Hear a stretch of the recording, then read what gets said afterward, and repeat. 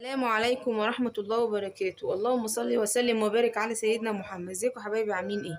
النهارده يا جماعة نعمل معاكم طاجن كوارع بالفتة. هنعمل طاجن لحمة بالكوارع. اللحمة قطعناها وغسلناها، هي بتشطف شطفة بس بسيطة. الكوارع دي نضفناها حلو يعني نقعناها في ملح، في بتاع ده خل وليمون، المحلول بتاع النقع، خل وليمون. بعد كده تشطف شطفه حلوه. وانا بقى ايه، حاطه لها حله ميه على النار، هديها غلوه كده واطرد الميه، وبعد كده احطها في حله الضغط.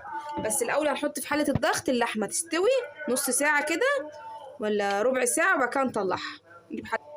هنحط اللحمه هنا في حله الضغط. بسم الله بسم الله ما شاء الله. هنحط بقى كله فوق بعض عشان دي حله ضغط، يعني ايه كله هيستوي. حطينا بصل وطماطم وجزر، حطينا هنا ورق لوري وملح ومرقه ماجي وفلفل اسود، كله فوق بعضه. هنزوده بقى ميه، يعني بصوا يا جماعه، الميه حاله الضغط الميه ما تعلاش، الميه ما تعلاش عشان لا قدر الله ممكن تسبب. حاله الضغط يا جماعه ليها علامه معينه، ما تعلاش لحد هنا، عشان لو عليت ممكن لا قدر الله تتفجر.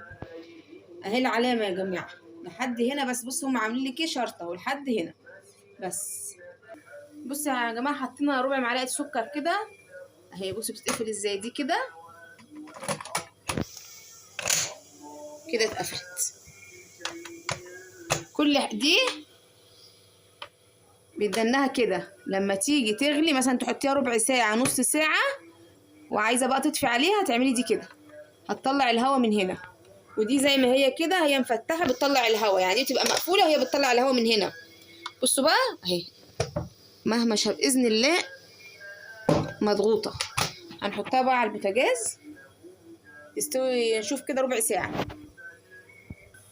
الميه السخنه دي احنا بنغليها كده، نحط فيها الكوارع تغلي غلوه كده، وبعد كده ايه نرمي الميه كلها. انا بعمل الكوارع كده يا جماعه عشان اي فيها زفاره، فيها حاجه، فيها شعرايه، اي حاجه مش شايفينها، غلوتين كده ولا غلوه، وبعد كده ارمي الميه اشطفهم باذن الله. لما دي حاله الضغط اللحمه تستوي احطهم مكانها. نعمل الفته التقليه بتاعت اللي هنحطها على الكوارع واللحمه، يعني طاجن. معلقتين توم كبار كده وحبه زيت، تدي اللون الذهبي كده، وننزل عليهم بحبه خل حلوين كده.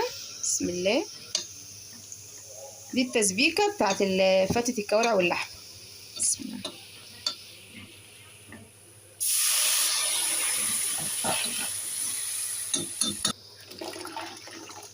شفشقين طماطم كده او شفشق ونص ننزلي بيهم، معلقتين كزبره، ومعلقتين فلفل اسود، وحبه سكر، ومعلقه ملح، ومرقه ماجي، وسيبها تتسبك بقى شوربه. بس زودناها ميه عشان نقصد. هنحط الكوارع، هي اللحمه طلعت كبيره، قعدت ساعه ونص مش عارفه ليه. دي كده هتقعد ساعتين الكوارع دي. هي فيها بصل وفيها جزر وفيها طماطم وفيها ورق لوري وفيها كل حاجه. بس هنظبط ملحها ونقفل عليها.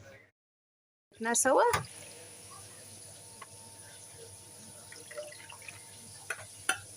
ونحط حبه شوربه وندخلها حبه الفرن تاخد وش وتغلي حبه في الفرن كده ونوريها لكم.